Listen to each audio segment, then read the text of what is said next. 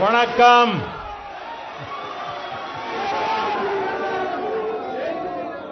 आप सभी को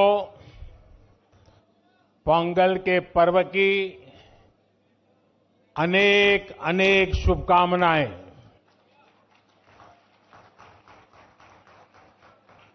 इनिय पोंगल नल्ला अळतुक्कल।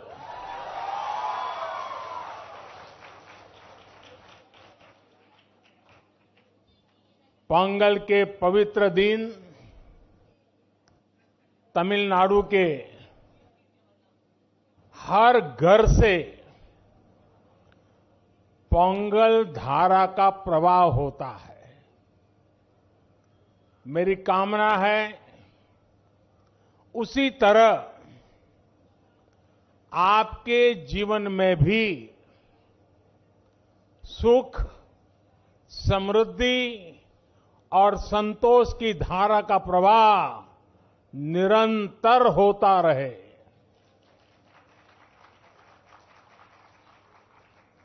कल ही देश ने लोहड़ी का पर्व धूमधाम से मनाया है।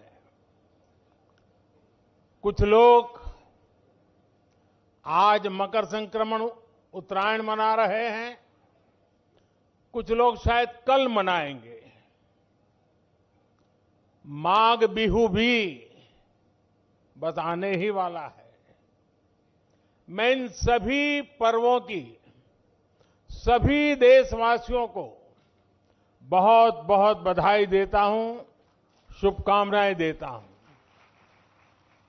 साथियों, यहां मुझे मेरे कई परिचित चेहरे नजर आ रहे हैं।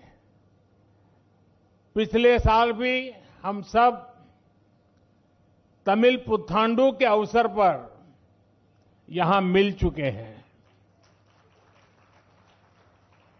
मैं मुरुगन जी को धन्यवाद देता हूं कि उन्होंने मुझे इस अद्भुत आयोजन का हिस्सा बनने का अवसर दिया। ये ऐसा है जैसे मैं अपने परिवार और दोस्तों के साथ कोई उत्सव मना रहा हूं। साथियों, संत तिरुवल्लुवर ने कहा है, तल्ला विळयुळुम तक्कारुम ताळिवल्ला चेवरुम सेवर्द नाडु। यानी अच्छी फसल, पढ़े लिखे व्यक्ति और ईमानदार व्यापारी, ये तीनों मिलकर राष्ट्र निर्माण करते हैं। तिरुवल्लुवर जी ने पॉलिटिशियन का उल्लेख नहीं किया है। ये हम सबको संदेश है।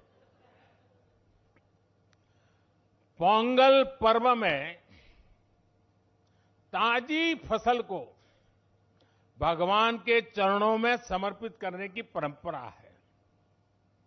इस पूरी उत्सव परंपरा के केंद्र में हमारे अन्नदाता, हमारे किसान है। और वैसे भी भारत का हर त्योहार किसी न किसी रूप में गांव से, किसानी से, फसल से जुड़ा हुआ होता है। मुझे याद है पिछली बार हमने इस बारे में भी चर्चा की थी कि कैसे हमारे मिलेट्स या श्री अन्न तमिल संस्कृति से जुड़े हुए हैं। मुझे खुशी है कि सुपर फूड को लेकर देश में और दुनिया में एक नई जागृति आई है। हमारे बहुत सारे नौजवान मिलेट्स, श्री अन्न को लेकर नए स्टार्टअप शुरू कर रहे हैं और ये स्टार्टअप्स आज बहुत पॉपुलर हो रहे हैं। श्री अन्न के उत्पादन से हमारे देश के 3 करोड़ से अधिक छोटे किसान जुड़े हुए हैं। हम श्री अन्न को प्रमोट करते हैं तो सीधे सीधे ये 3 करोड़ किसानों का भला होता है। साथियों, पोंगल के अवसर पर तमिल महिलाएं अपने घर के बाहर कोलम बनाती है। सबसे पहले वो आटे का इस्तेमाल करके जमीन पर कई डॉट्स बनाती है और एक बार जब सारे डॉट्स बन जाते हैं तो हर एक का एक अलग महत्व होता है। ये तस्वीर ही मन लुभाने वाली होती है, लेकिन कोलम का असली रूप तब और वैभवशाली हो जाता है जब ये सभी डॉट्स मिला दिए जाते हैं और बड़ी कलाकृति बनाकर इसमें रंग भरा जाता है। हमारा देश और उसकी विविधता भी कोलम के जैसी है।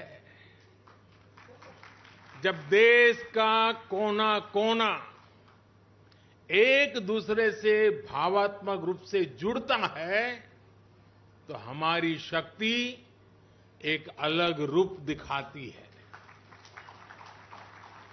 पोंगल का पर्व भी एक ऐसा ही पर्व है जो एक भारत श्रेष्ठ भारत की राष्ट्र भावना को दर्शाता है। बीते समय में काशी तमिल संगमम और सौराष्ट्र तमिल संगमम अत्यंत महत्वपूर्ण परंपरा शुरू हुई है और उसमें भी ये भाव प्रकट होता है, ये भावना दिखती है। इन सभी आयोजनों में बहुत बड़ी संख्या में हमारे तमिल भाई बहन उत्साह से हिस्सा लेते हैं। साथियों, एकता की यही भावना 2047 तक विकसित भारत के निर्माण की सबसे बड़ी शक्ति है, सबसे बड़ी पूंजी है। आपको याद होगा, लाल किले से मैंने जिस पंच प्राण का आह्वान किया है उसका प्रमुख तत्व देश की एकता को ऊर्जा देना है, देश की एकता को मजबूत करना है। पोंगल के इस पावन पर्व पर हमें देश की एकता को सशक्त करने का संकल्प दोहराना है। साथियों, आज यहां मुझे बताया गया बहुत से कलाकार और जाने माने कलाकार, गणमान्य कलाकार अपनी प्रस्तुति के लिए तैयार है। आप सब भी इंतजार करते होंगे, मैं भी इंतजार करता हूं।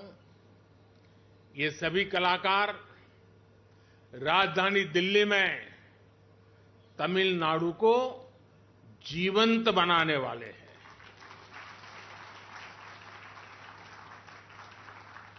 कुछ पल हमें तमिल जीने का मौका मिलेगा, ये भी एक सौभाग्य होता है। मेरे इन सभी कलाकारों भी अनेक अनेक शुभकामनाएं हैं।